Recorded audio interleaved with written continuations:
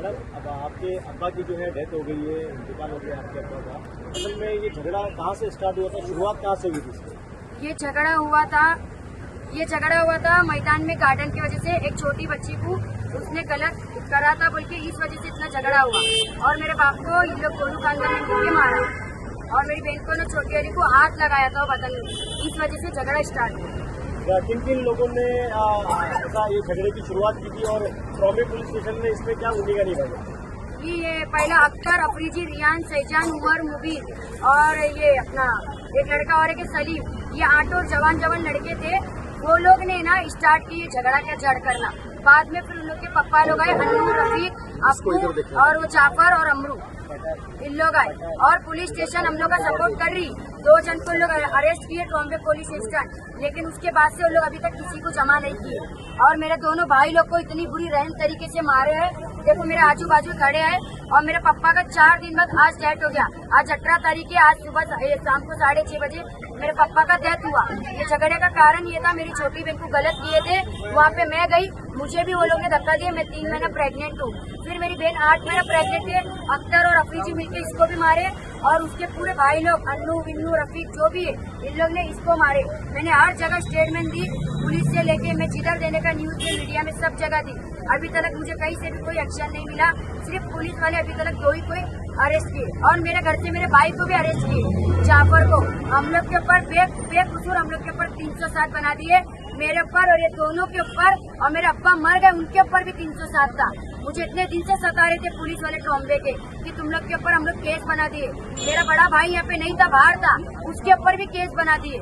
मुझे फोन कर करके इतना ब्लैकमेल कर रहे थे ये लोग। इन लोग ने वहाँ से दवाखाना छोड़ के साइन हॉस्पिटल भाग गए कि उन लोग डर के, क्योंकि इन लोग कभी केस नहीं खाए और इतना मार लगा। इन लोग का दोनों का ऑपरेशन था आज मंडे 18 तारीख और आज 18 तारीख के दिन मेरे पापा का भी डेथ हुआ। ये पुलिस वाले मुझे जीने नहीं दिया और मेरे को झूठ बोल के स्टेटमेंट के लिए लेके जा रहे बोल के मुझे बिठाए और मेरे ऊपर 307 का केस लगा दिए। मुझे छोड़ रहे नहीं थे।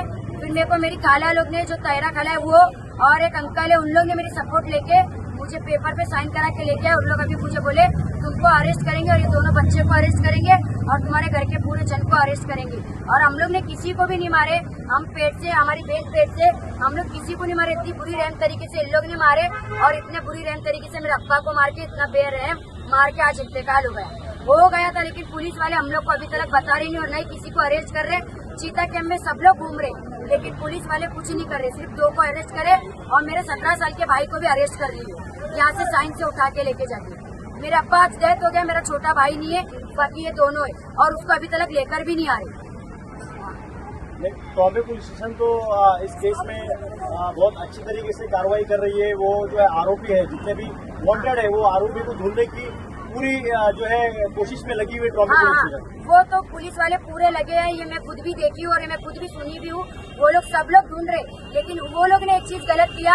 हम लोगों के ऊपर, इतने छोटे छोटे बच्चे, मेरी माँ के ऊपर, मेरे भाई के ऊपर 307 का कलम लगा दिया कि तुम लोग के ऊपर केस है।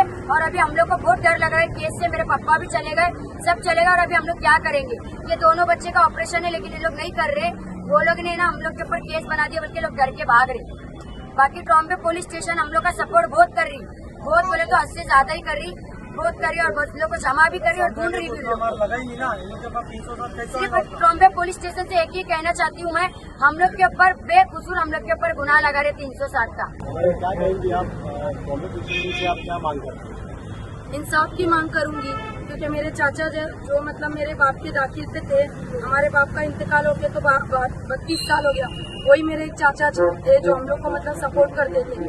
कि मैंने अपनी आंखों से देखी हूँ, जो गोलू खानदान और जो मेहरून खानदान है, उनके अंदर जो पॉलिटिकल सपोर्ट है, वो पॉलिटिकल सपोर्ट के कारण वो जो झुंड लेके बैठते हैं और झुंड लेके जो मैं जिस तरीके से मेरे चाचा के घर में हमला किए। मेरे चाचा के घर में 2 लेडी प्रेग्नेंट है और एक उनकी बहू जो डिलीवरी होके आज कुछ 20-25 दिन भी नहीं हुआ कंप्लीट। तो छोटे छोटे बच्चों को लेकर ऐसे घर में मेरी चाची रहते। मेरे चाचा रिक्शा चला के आए और मेरे ये बहन की बच्चे को लेके चीज दिलाने के लिए दुकान लेके गए। बस इन लोग के पूरे गोलू खानदान के घर वाले, पूरे मेरे भाई और मेरे जो चाचा के पूरे लड़के लड़की लोग को सबको मारने के लिए घुसे। मुझे भी अपनी जान का डर लगा।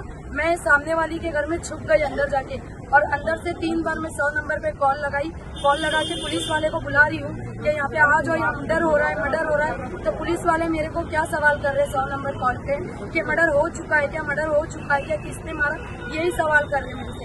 लेकिन ट्रॉम्बे पुलिस चौकी से कोई आता नहीं। और हम लोग एक ही बात का इंसाफ चाहते हैं कि ये जो मेहरून खानदान और भोलू खानदान है, आज से 2 साल पहले वसीम का मर्डर की है और उसके बाद 6 महीना पहले आसिफ नाम के लड़के का मर्डर करने की कोशिश थी, जो वो मतलब जान उसकी बच गई।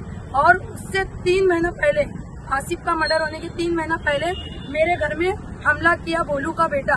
तो ये लोग मतलब इस तरीके से हमला हमेशा करते रहते हैं। और आज जो मेरे चाचा के घर में जो हादसा हुआ, जिसकी वजह से मेरे चाचा की जान चले गई और मेरे चाचा के बच्चे जख्मी हो गए। मेरे चाचा के घर में कोई कमाने वाला नहीं था। मेरे चाचा एक रिक्शा ड्राइवर थे और हमेशा आप चीता कैंप में सुन सकते हैं उनके बारे में कि वो कभी भी कोई लफड़ा, कोई झगड़ा उनका कुछ नहीं है।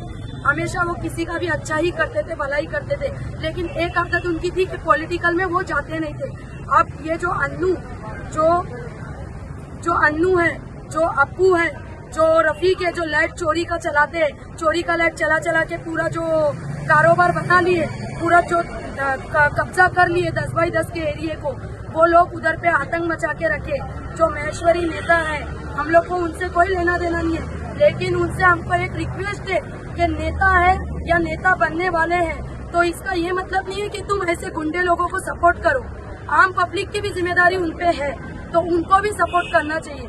और दूसरी बात, जो मर्डर केस में जो भोलू खानदान के लोग जितने भी अरेस्ट हुए थे, औरत से लेके आदमी से लेके, वो पूरे जो छूट के आ रहे, तो ये लोग छूट के आने के बाद बैनर बना के फटाकड़ी जलाते और जला के बोलते हैं 10 बाई 10 के रोड पे कि शेर आया। और इतना बड़ा हादसा होने के बाद भी मेरे चाचा मौत के मुंह में चले गए और मेरे भाई बहन लावारिस हो गए। और इतना होने के बाद भी जो अन्नू का बेटा, जिसका जो गिलेरी शब्बो बोल के जो चीता कैंप में है, उसका भाई रिजवान, जो कितने लाखों केस रहेंगे उसके ऊपर, वो बंदा कल हम लोग को, मेरे भाई के दोस्त लोग को बोल रहा है कि एक के घर से संदल निकालेगा। तो ये कब तक ये अन्याय चलेगा? हमारे चीता कैंप के अंदर सिर्फ आतंक वाले लोग ही रहेंगे। ये पॉलिटिकल सपोर्ट जो है, ये सिर्फ आतंकवादी लोग को या मर्डर करने वालों को ही सपोर्ट करेगा। आम पब्लिक की जिम्मेदारी नहीं है। आम पब्लिक के पास में सिर्फ वोट की मांग रखते हैं ये लोग, सिर्फ वोट चाहिए इन लोग को। और मदद के लिए, एक साल में कैसा छूट गए? मदद के लिए आम पब्लिक के आगे बढ़ के नहीं आएंगे। सिर्फ पॉलिटिकल सपोर्ट चाहिए उनको। कोई अन्नू जैसा बड़ा इंसान चाहिए जिसको ऑफिस खोल के दे दे। बैठ गए ऑफिस पे 4, 6, 10 लड़कों को बैठ गए लेके और आतंक मचाए, यही सब चलते रहेगा। हम लोग को ट्राम्बे पुलिस स्टेशन से, एसीपी साहब से, डीसीपी साहब से, कलेक्टर ऑफिस से, यहाँ तक मंत्रालय से, मुंबई कमिश्नर से, पूरी ऑल इंडिया का हम लोग को सपोर्ट चाहिए, पूरी तरीके से सपोर्ट चाहिए। क्योंकि आज जो हमारे साथ हुआ, कल वो किसी भी आम इंसान के साथ हो सकता है। और आज जो मैं ये न्यूज दे रही हूँ, इससे हमारी भी जान को खतरा हो सकता है। क्योंकि उनके पास पॉलिटिकल सपोर्ट है, उनके पास में गुंडे लोग हैं, वो कभी भी छुट के आते हैं। पोको लगता है उनके ऊपर, पोस्को लगता है, सब चीज से उन छुट के आते हैं। उनकी लेडी लोग, उनके घर की लेडी लोग, जिस तरीके से मेरे चाचा को जान से मारने के बाद भी उनके घर की लेडी, जो बबलू भाई है, जो घर बनाने का काम करते हैं, उनकी बेटी शमा, हीना, शन्नो की बेटी, मंती, फज्जो की बेटी। फज्जो कौन है? जो वसीम का मर्डर करके छुट के आई है वो, और अभी भी चोरी के केस में गई थी वो। उन लोग सब मेरे चाचा को प्राइवेट पार्ट पे लात मारे, मरने के बाद में प्राइवेट पार्ट में लात मारे उन लोग। तो हम लोग को सिर्फ इंसाफ चाहिए, हम लोग को इंसाफ चाहिए। ट्रॉम्बे चौकी से इंसाफ चाहिए। जिस तरीके से मेरे भाई लोग के ऊपर 307 का केस बना है, ये ना हक है, ये ना इंसाफी हम लोग को ट्रॉम्बे चौकी को बोलो मत करने के लिए। क्योंकि वो लोग पूरे झुंड को लेके आए थे, पूरे खानदान को लेके आए थे और वो लोग पत्थर चला रहे थे।